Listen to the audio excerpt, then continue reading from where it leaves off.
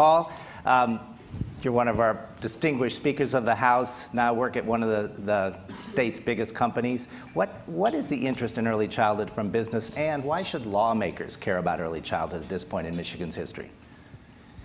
Well, I have to go back to my own journey. When I was House Republican leader, we had a task force on child care, which went around the state to look at best practices by employers in the area of child care, and found that businesses quietly were setting up tax-free spending accounts for child care, doing on-site child care in some cases, and supporting local child care coordinating councils at the time.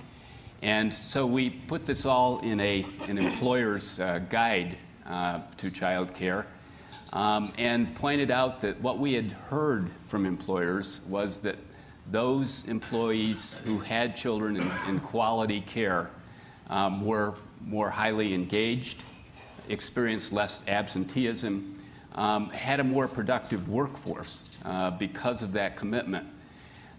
Then I experienced it myself personally. Shortly after that report was released, we had our first child, Sarah, and then shortly after that, Michael.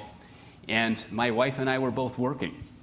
And we were blessed with the ability to afford placing our children in a quality center in Lansing, which today still, we believe, has made a huge difference in their lives as they now are in college and law school.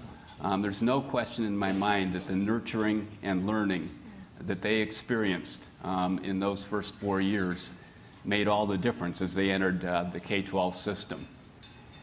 And then Detroit Renaissance.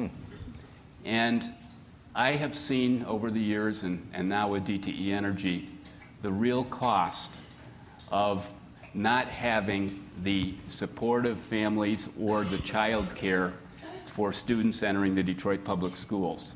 When you look at the dropout rates, when you look at the functional illiteracy, I believe that a contributing factor to the challenges of the Detroit schools is that children are not prepared to enter kindergarten.